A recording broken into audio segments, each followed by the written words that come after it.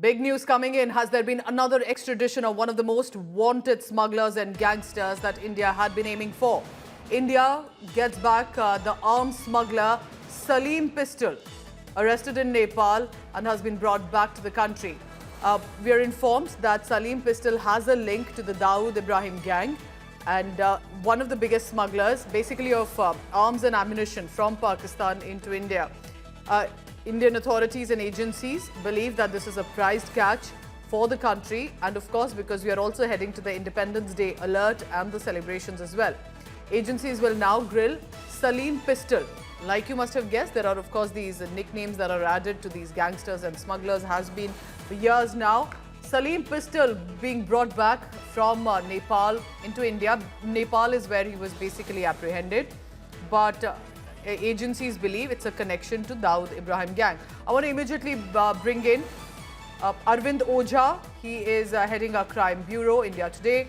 अरविंद, हमें बताइए ये सलीम पिस्टल का जो बैकग्राउंड है, किस तरह से इसको इंडियन एजेंसीज देख रही हैं और क्यों ये एक प्राइज्ड कैच माना जा रहा है? देखिए, सलीम अहमद इसका पूरा नाम है और इसे क्राइम की दुनिया में सलीम पिस्टल के नाम से बुलाया जाता है। जिगाना जो पिस्टल है, तुर्की मेड जो जिगाना पिस्टल है, वो गैंगस्टर के बीच पहली बार सप्लाई सलीम अहमद ने ही किया था। उसके बाद से ही जो भी खासतौर से लॉरेंस बिश्नोई गैंग है या फिर डी गैंग है, इनके बीच काफी ज्यादा फेमस हुई।